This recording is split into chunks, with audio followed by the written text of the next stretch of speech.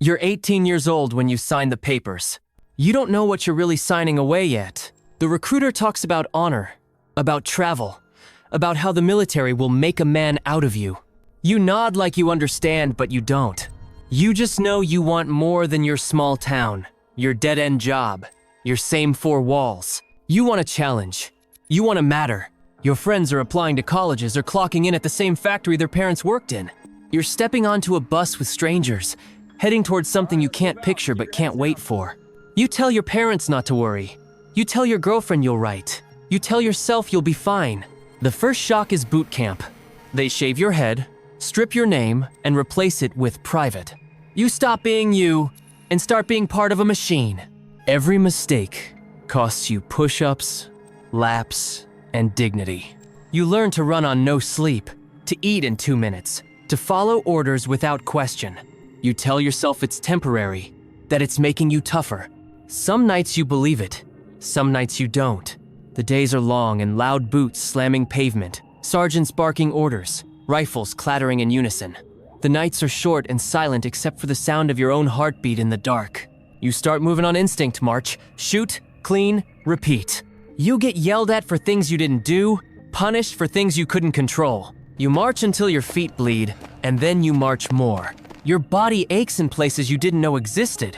You miss home, but you also start to forget it because home feels further away every day. Then comes your first deployment. You step off the plane, and the heat hits you like a wall.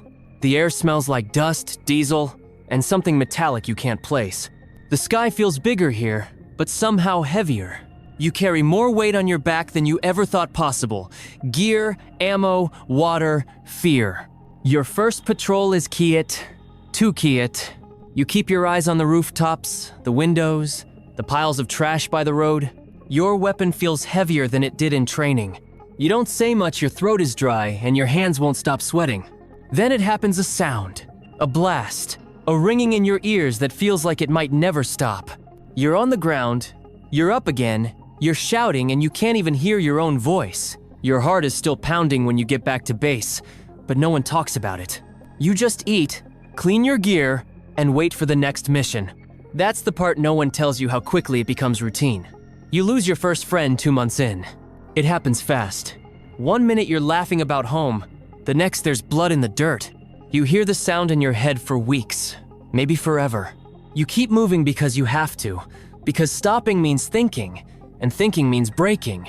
You start to measure time differently, not in days or hours, but in missions and rotations. The days blur together. You eat when you can, sleep when you can, joke when you can.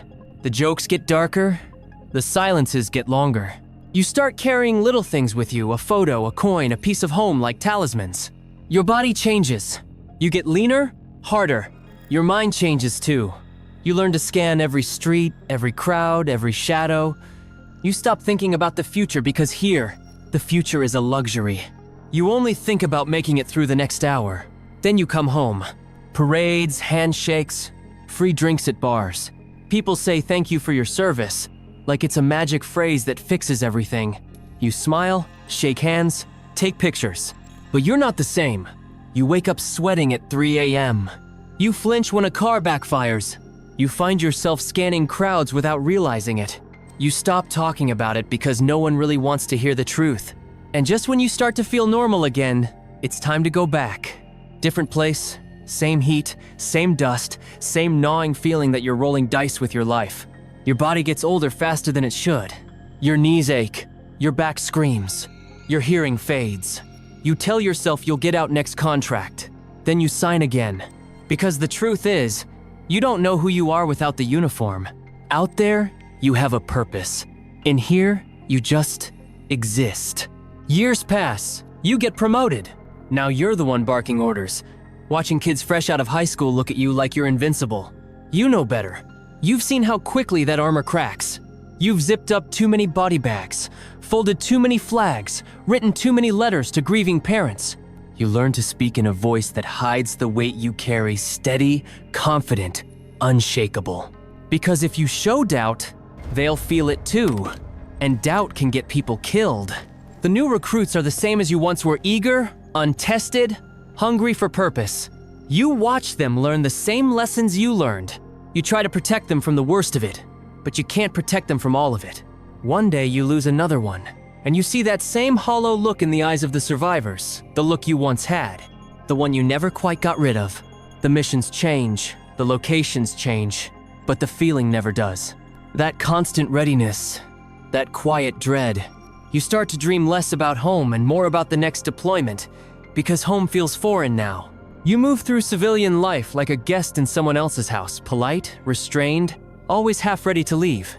Your body starts to pay the bill for all those years. Your knees don't run like they used to. Your back feels older than the rest of you. The ringing in your ears never stops. It's the soundtrack to your life now. You ice your joints. You pop ibuprofen like candy. You push through because that's what soldiers do. And then one day, it's over. No warning, no slow fade, just over. A handshake from your commanding officer. A folded uniform in a box. A stack of discharge papers that feel heavier than they should. You walk off base for the last time and realize you're no longer part of the machine. No one's giving you orders anymore. No one's telling you where to be or what to do. You thought you'd be relieved. You're not. Civilian life is quiet in all the wrong ways.